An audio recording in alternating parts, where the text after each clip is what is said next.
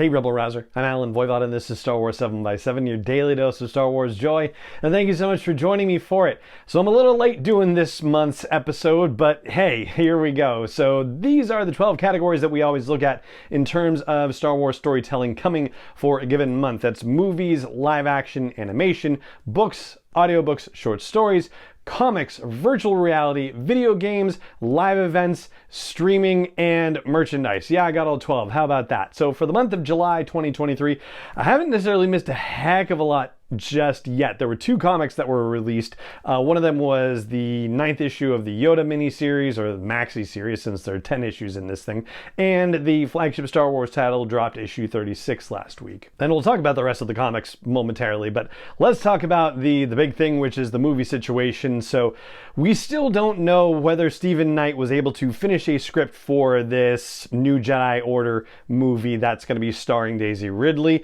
It was supposed to be delivered potentially in May, but then of course the writer's strike hit, and it's still going. We are more than 2 months in on this now. But something that's happened recently is of course the release of Indiana Jones and the Dial of Destiny, and as part and parcel of that, Kathleen Kennedy has been giving interviews, James Mangold has been giving interviews, and so naturally they're going to ask about Star Wars stuff.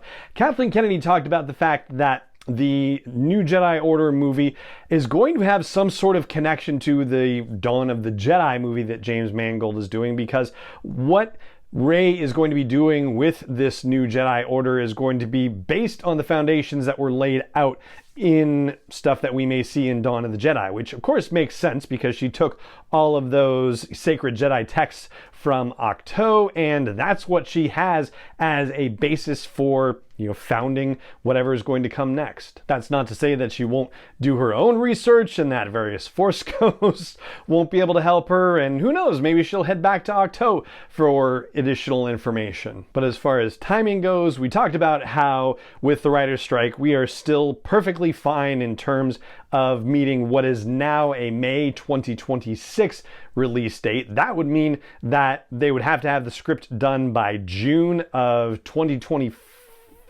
Yeah, that's right, June of 2024, in order to stay on track. So yeah, we've got ample amounts of time. And yes, the safe money is that New Jedi Order movie is going to be the one in the May 26th slot. All right, so moving on to live action, we have the Ahsoka series debuting next month, which is of course exciting. There were reports that The Acolyte was able to complete filming either in late May or early June, and so the writer's strike did not affect production of that. It's just a question of whether, as they go into post-production and editing and whatnot, whether anything will need reshoots or pickups or anything like that, and the writer's strike would certainly affect that. Meanwhile, there's still absolutely no word, just radio silence on Skeleton Crew, which as of April was already in post-production, and everything that we knew was pointing toward a 2023 release. But of course, as we've talked about on the podcast, they didn't actually give us a date at Star Wars Celebration, any kind of date, not even a year, which was a little bit odd. But that may also line up with stuff that Bob Iger has been talking about for pretty much all of 2023, about the fact that, yeah, maybe they made too much content and they're trying to get a handle on the amount that they're spending for content, and whether they have to put out so much new content in order to keep subscribers on Disney Plus. So if they're, slow rolling the release of these series, it wouldn't be surprising based on that language, and I'm sure the writer's strike exacerbates that as well. As far as the Andor series goes, they were supposed to be filming through August or September of 2023 in order to hit an August or September of 2024 premiere date, and now that's looking pretty shaky. And then The Mandalorian Season 4 was potentially going to start filming this fall, and the way things are going right now, that's looking a little scary too. On the animation side of the house, of course, Bad Batch Season 3 is in some state of production, but we don't have any hint at a release date yet. I think it's fair to say it's not going to be until 2024 at the earliest. We also know from Star Wars Celebration this year that a Season 2 of Tales of the Jedi is in the works, but there's been no new information about it since then, and I imagine that one is another one that's out a year. And then, of course, there's the issue of a droid story. We have no clue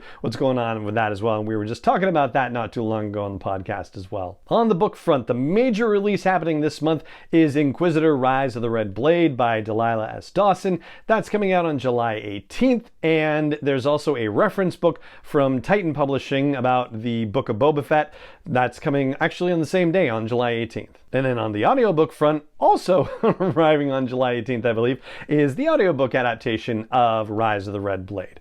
On the short story front, maybe we will, maybe we won't. So Star Wars Insider Magazine issue 220 is slated to hit newsstands on August 15th. So yeah, there's a possibility it could arrive in subscriber mailboxes at the end of July. That's going to have a new Return of the Jedi focused short story in celebration of its 40th anniversary. Circling back to comics, in addition to Yoda number 9 and Star Wars issue 36, we're also getting Bounty Hunters 36, Darth Vader 36, Dr. Aphra 34, Hyperspace Stories number 6, and then Darth Vader Black, White, and Red number 4, the second issue of The Mandalorian Season 2 adaptation, and the one-shot Star Wars Return of the Jedi comic focused on the Rebellion. In the world of virtual reality, there's nothing new going on that we know about title-wise, but there is actually a sale happening. If you have a PlayStation VR 2, then over on the PlayStation Store, Tales from the Galaxy's Edge Enhanced Edition